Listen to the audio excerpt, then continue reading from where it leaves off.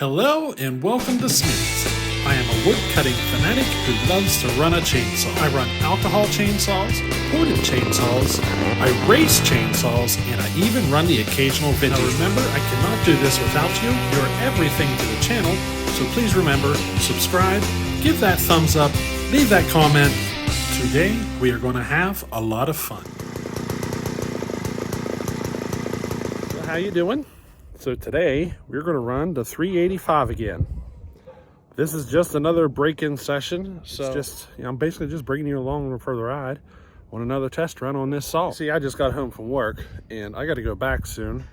I think I got 2 hours until I got to leave. So if you're not familiar, I actually work for the water company. So tonight I got to go in and we're going to do a flow test. Basically, open her up and see what it can do. You know what I mean? We got to know these sorts of things at the water company. So, we got to go in and do it.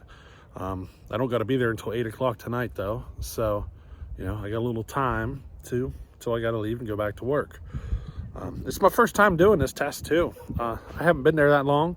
So, there's a lot of first time things for me to learn, and I've learned a lot. I'm actually applying some of what I learned here to my chainsaw work, believe it or not. You learn a lot about flow, how, the different size of pipes and affect different things, and you got your pressures and how, the pressure gets changed through elevation and stuff. You learn a lot about flow. But anyway, on with this. We're just giving her a test run, and yeah, let's see how she does. Now I did mention, I basically put it up in a text about it being a new top end. It's still the same top end as we were running before. It's just that top end was brand new, and I knew before that I wanted to make some changes. So, I actually thought I was going to have to put a new top end on it. So I was kind of pushing a little more than I normally would, but it looks like I got everything I wanted out of this top end. So, it looks like we're good. So this time around, I want to just be a little more careful, making sure I get these rings seated properly. And that's what we're doing. But she's going to be capable of a bit more than what she's tuned for right now. And we just want to get her broke in before we start opening it up. But anyway, what do you say we get on with this and give her a run? Alrighty.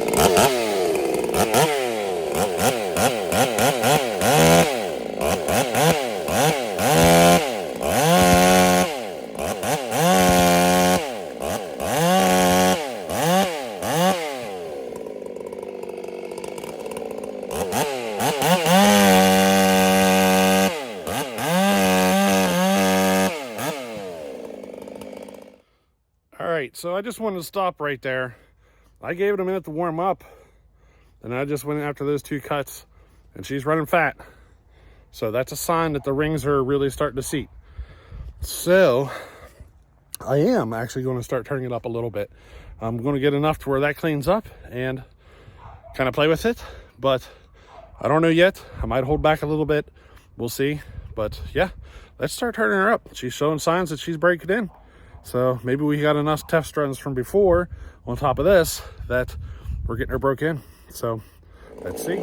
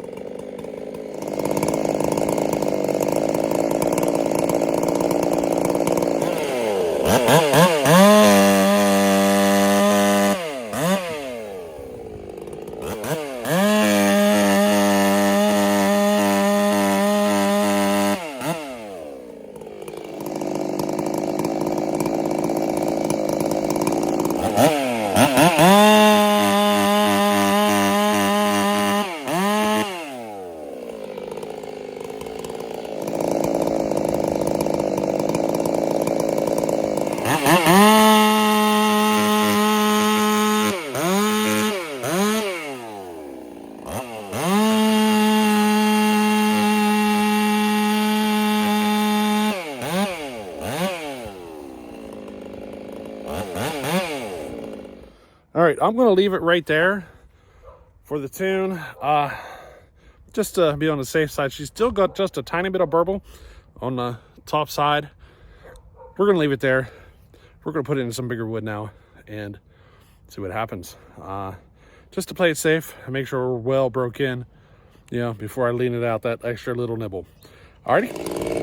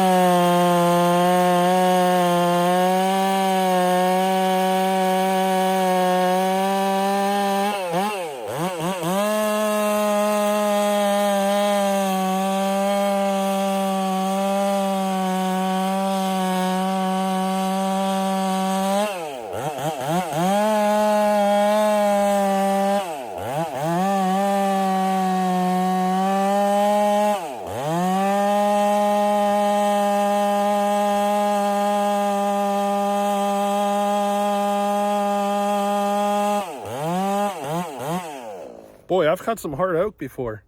This is definitely up there in one of the harder ones. It's funny how when trees grow at certain places and stuff, they kind of, it can kind of determine how hard it is. This one grew on the side of a hill, a lot of slate and stuff, so I'm betting the extra drainage just made it that much harder. You know what I mean? But hey, she's gonna make some great firewood. I can tell just from how hard it is. And did you notice I completely showered myself in chips? Boy, it's all down on my shirt and everything. But hey, yeah, I am pretty happy right now. That thing, you probably can't tell. You'd have to go back and watch. Look at the handle. Look at the handlebar as I'm pushing on it. If you see the flex in the handlebar, that should kind of give you an idea of how much force I'm putting on the saw. I actually think this saw would like a hungrier chain than this, but for now, I'm fine with it. This is pretty standard sharpening on this chain, nothing special about it, and I'm certain I could get a little hungrier with it, but it's kind of funny how much power this thing actually got now. I was not expecting this much power out of it. You know what I mean? But it seems to be a monster. So yeah, we're gonna, I think, work at tweaking the chain a little bit, make it just a tad bit hungrier. I don't know if I'll take it to 35 thousandths on the rig here, maybe somewhere between 25 and 30, maybe 30. We'll see.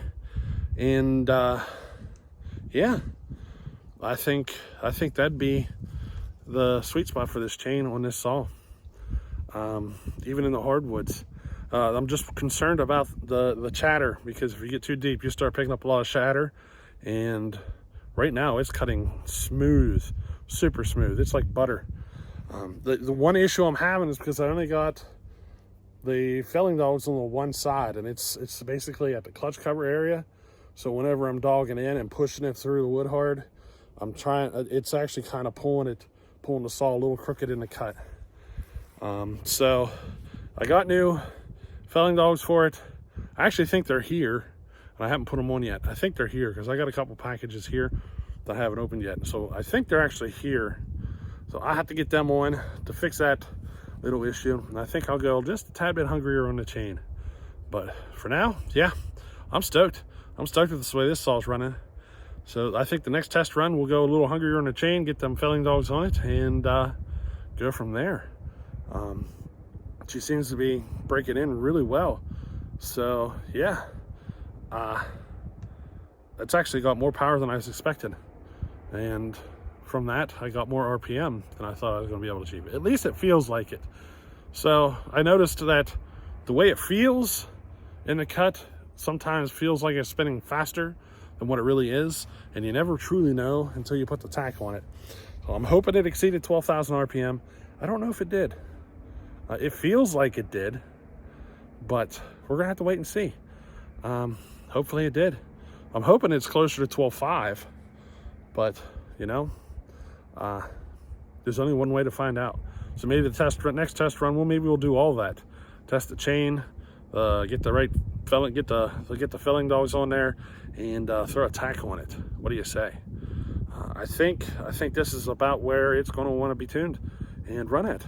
So I was expecting to need to keep it fat longer, but I'm betting, because of all the other test runs I've done on it before I redid this top end, I'm willing to bet that that I just wasn't considering that time into the break-in time. So yeah, that's probably what was going on, and that's why it kind of seated the rings so fast on this one. But anyway, I hope you enjoyed this little video, and we'll catch you on the next one. Later.